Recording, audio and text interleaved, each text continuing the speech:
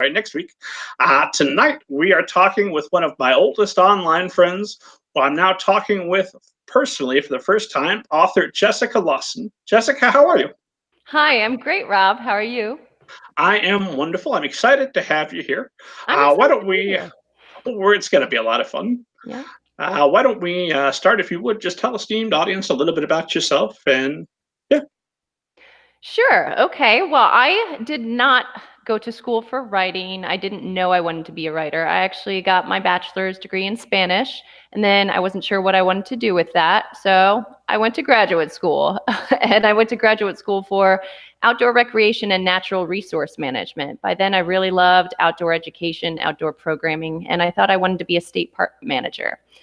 So I went ahead and got a job that used neither of my degrees for a while. I worked in the nonprofit sector. Um, and I ended up not even starting to write until after the birth of my first child. And I was staying home a lot. And actually, I had a daughter who napped really, really well. And so I had these hours during the day when I started watching a show that everyone had already watched. So I was watching it on reruns. It was called Gilmore Girls.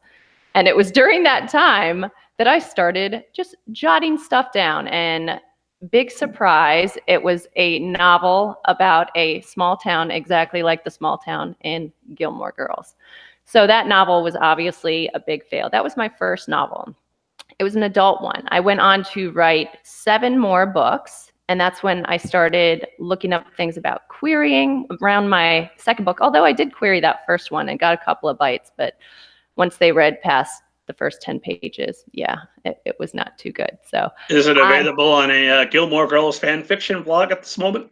no, it's not available anywhere. It is in a deep, deep drawer somewhere, as it should be. No, but I just started learning to write, and that was a time when I kind of educated myself online. I love that there's so much online. There's so many resources, blogs such as yours. I didn't even know how to query people. I look back on my first query letters before I started following. There's Nathan Bransford. Was that his name? Do you remember him, Rob? Absolutely.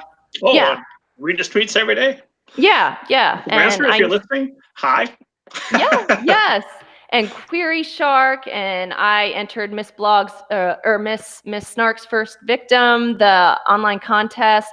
I remember being on the highway with my 2 kids on the way driving from Colorado to Iowa, pulling over so that I could enter one of the contests because only the first like 50 get in, so I could time it perfectly because I learned the method. You actually hit send about like 3 seconds before the window opens.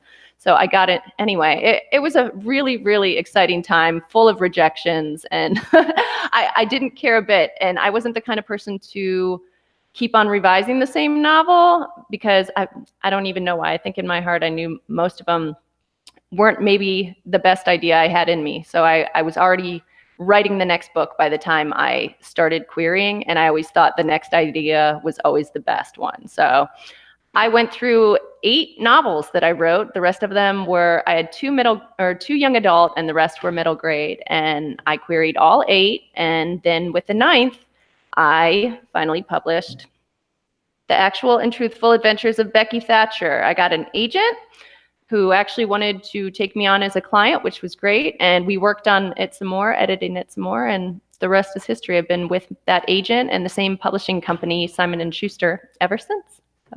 And do we want to set your agent's name for anyone eager to maybe reach out to her or him? Her name is Tina Dubois, and she's with ICM. Tina Dubois, if you're ever curious to come on a podcast, I'd be happy to chat with you as well. She's great. Shameless. Don't worry about it. So, what is it you think that separated The Actual and Truthful Adventures of Becky Thatcher? And I'm being facetious because I've read it. I know it's wonderful. But what do you think it is that set that one apart from the previous, you said 8 novels? Yes. Well, I think part of it is that I was starting to get better as a writer, and I could see that because I was starting to get rejections with feedback in them, which is gold. I always used to love that. So I knew I was kind of getting better as a writer. I always took the lessons learned in the last novel and applied them to the new one. But I honestly think it was probably because it was a hook that was marketable to the agent, possibly. I mean, obviously they look at the writing first and foremost, but It was it's a retelling of Tom Sawyer, Mark Twain's Tom Sawyer, from Becky Thatcher's point of view. And I think, sometimes it's just maybe the market feels right for the agent to feel like they could sell something. It just depends. I don't know. I got lucky. Well, I don't know. I don't think anybody that writes 8 novels and works their butt off and then finally finds success can be said to be just lucky.